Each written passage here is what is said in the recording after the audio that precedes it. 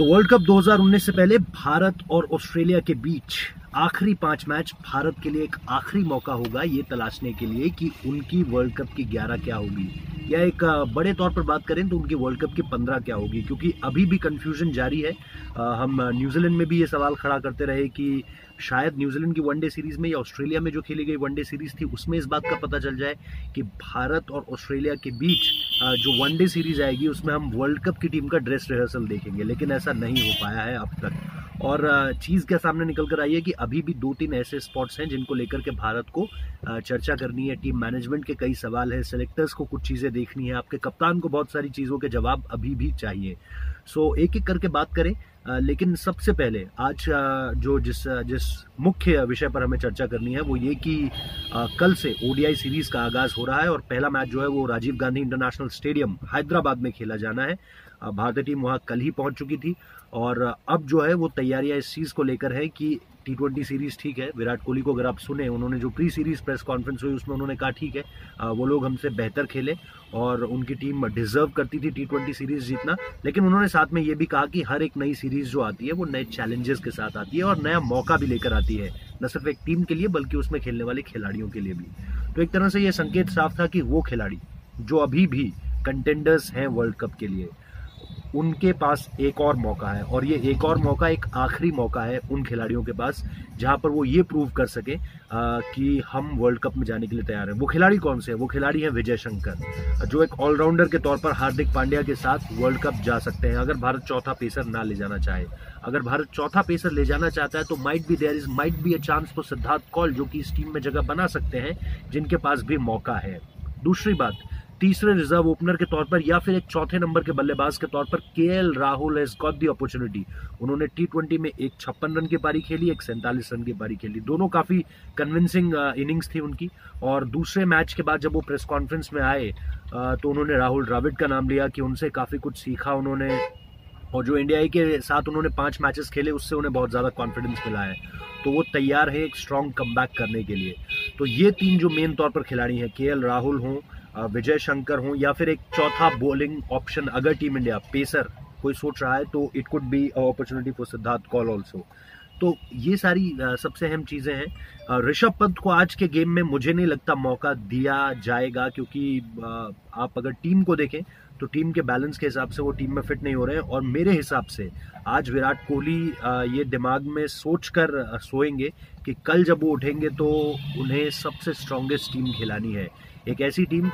जिसमें हार्दिक पांड्या इस समय नहीं है तो आप अपनी वर्ल्ड कप ड्रेस रिहर्सल तो नहीं उतार सकते, लेकिन हार्दिक पांड्या के अलावा आपके पास हर कोई है। आपके पास जसप्रीत बुमराह है, मोहम्मद शमी है, कुलदीप यादव वापस आ गए हैं और हार्दिक पांड्या बैक इंजरी की वजह से नहीं है टीम में, लेकिन इसके अलावा और आप अब ये भी मत कीजिएगा कि आप जो है शिखर धवन या रोहित शर्मा में से किसी एक को रेस्ट दे दें। अब आप अपनी जो टॉप 3 है जिसमें रोहित शर्मा होंगे, शिखर धवन होंगे, विराट कोहली होंगे, उसके बाद मुझे लगता है कि अंबाती रायडू और केएल राहुल में से किसी एक को मौका दिया जा सकता है। अगर आप केएल राहुल को और साउंड करना चाहते हैं, उन्हें और कॉन्फिडेंस देना चाहते हैं, तो मुझे लगता है फिर आज विराट कोहली ये सोचेंगे कि कल अंबाती रायडू को जो है वो बाहर रखा जाए और केएल राहुल को चौथे नंबर पे मौका दिया जाए। उसके बाद निश्चित तौर पर आप मौका देना चाहेंगे केदार जाधव को, जो एक यूटिलिटी क्रिकेटर है, बॉलिंग ऑप्शन लेकर आते हैं साथ में, तो उनका होना बहुत ज़्यादा ज़रूरी है। फिर आपके महेंद्र सिंह धोनी आ जाते हैं, महेंद्र सिंह धोनी के बाद आप विजय शंकर को रख सकते हैं, then you have Kuldeep Yadav, Yuzvendra Chahal, Mohammed Shami and Jasprit Bumrah. तो this could be your probable playing 11 और इस प्लेइंग 11 के हिसाब से आप ऑस्ट्रेलिया को टक्कर दे सकते हैं। वहीं ऑस्ट्रेलिया की तरफ से एलेक्स कैरी की वापसी हो सकती है, जो कि एक विकेट कीपर बल्लेबाज है। अब तक पीटर हैंड्सकॉम्ब विकेट कीपिंग कर रहे थे ऑस्ट्रेलिया की तरफ से, उतने एक बल्लेबाज के तौर पर पीटर हैंड्सकॉम्ब पे कभी डाउट नहीं थे, but as a wicket keeper there is questions in front of him और वहां उन्हें अपनी वर्थ को अभी और प्रूव करना होगा। लेकिन क्या आप इंटरनेशनल मैचेस में वो चीज़ करना चाहेंगे या आप चाहेंगे कि डोमेस्टिक गेम्स में, प्रैक्टिस सेशंस में थोड़ा सा और इवॉल्व हो Peter Handscomb as a wicket keeper? तो वो देखना दिलचस्प होगा। एलेक्स कैरी की वापसी होती है तो उन्हें 6ठे या 7वें नंबर पर ही बल्लेबाजी करने का मौका मिलेगा। दूसरी तरफ ग्लेन मैक्सवेल ने जो कहा था कि उन्हें ये उम्मीद है कि टीम उनसे थोड़ा सा उनका जो बैटिंग ऑर्डर है उस पर प्रमोशन करेगी, उन्हें थोड़ा सा और ऊपर बल्लेबाजी करवाएगी। लेकिन उस पर जो है जस्टिन लैंगर का बयान आ गया और जस्टिन लैंगर ने ये कहा कि जो टीम के लिए सबसे ज़्यादा बेनिफिशियरी होगा वो चीज़ होगी इस टीम में। सो मुझे नहीं लगता कि ग्लेन मैक्सवेल को आप देखेंगे थोड़ा सा high up at the order batting करते हुए, बट जिस तरह के फॉर्म में वो है he could be the real threat for team India. और वो भारत और जीत के बीच वनडे में भी आ सकते हैं, क्योंकि जिस मैच्योरिटी के साथ उन्होंने बल्लेबाजी की है। एक होता है कि आप एग्रेसिव बल्लेबाजी करें, ताबड़तोड़ बल्लेबाजी करके मैच जिता दें, कई बार वो बल्लेबाजी जो है ना वो कन्विंसिंग नहीं होती, कॉन्फिडेंस नहीं देती, और दूसरी टीम भी सोचती है यार ठीक है चलो चल गया तो तीर नहीं तो तुक्का। लेकिन जिस तरह की बल्लेबाजी उन्होंने की उसमें उन्होंने दिखाया कि he has that maturity, he has that temperament, he has that technical ability and he has all the skill set to prove कि वो इंडिया में बल्लेबाजी कर सकते हैं। आपका कोई भी गेंदबाज उन्हें परेशान नहीं कर पाया।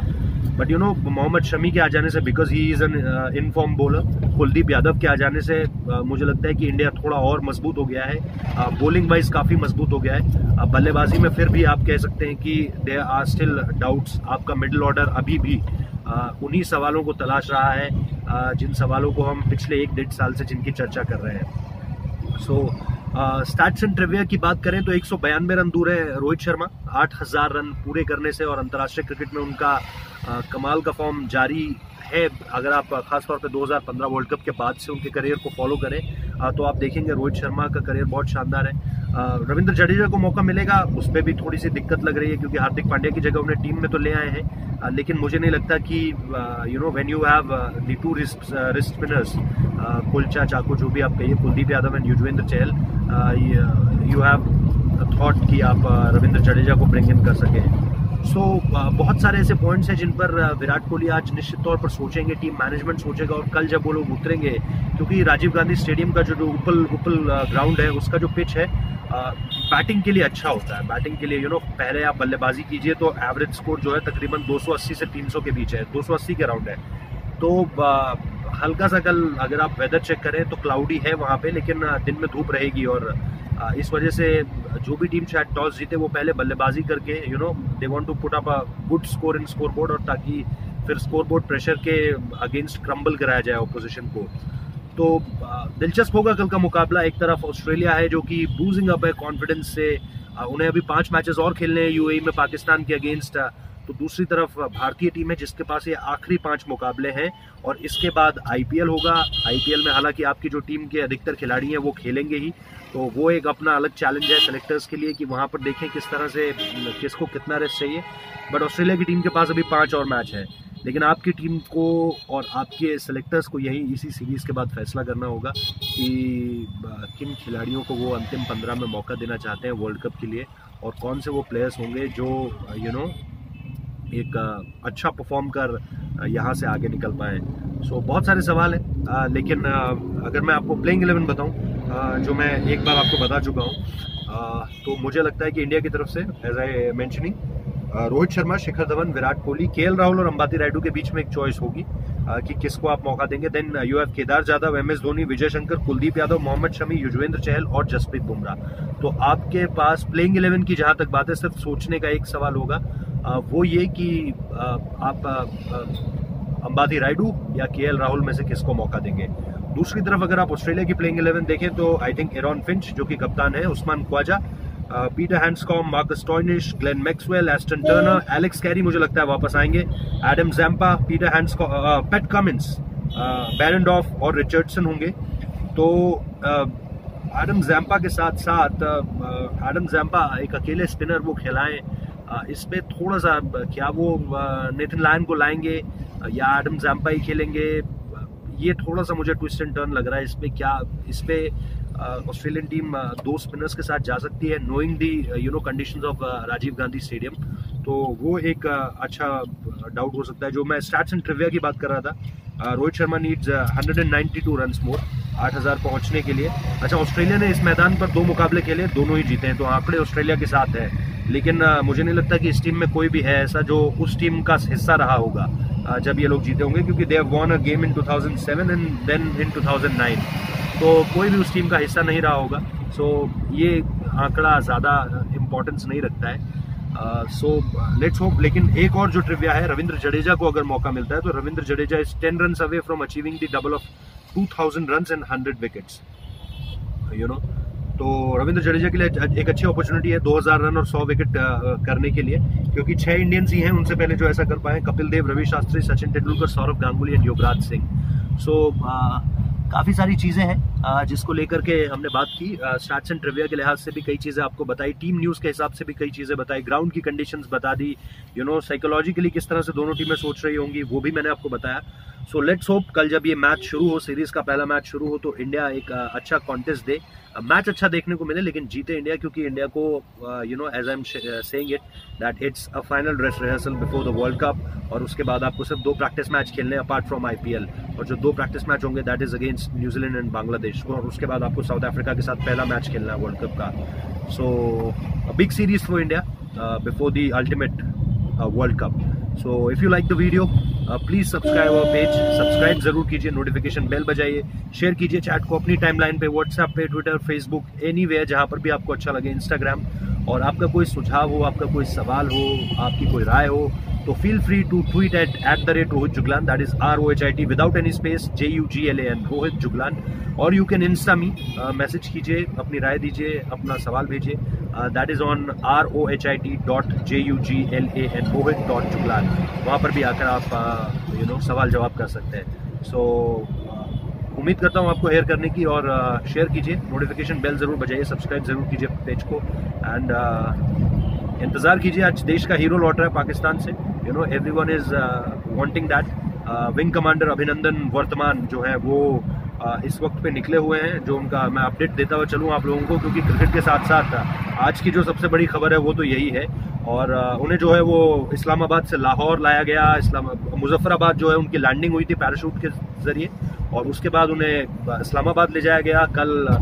जॉइंट सेशन को जो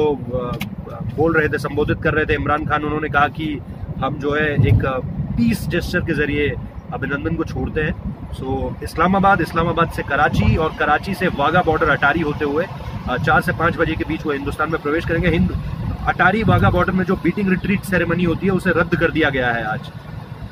चौथी बार, जी हाँ, चौथी बार ऐसा हुआ है जब बीटिंग रिट्रीट सेरेमनी जो BSF वहां पे करती है भारत और पाकिस्तान के बीच जो होती है,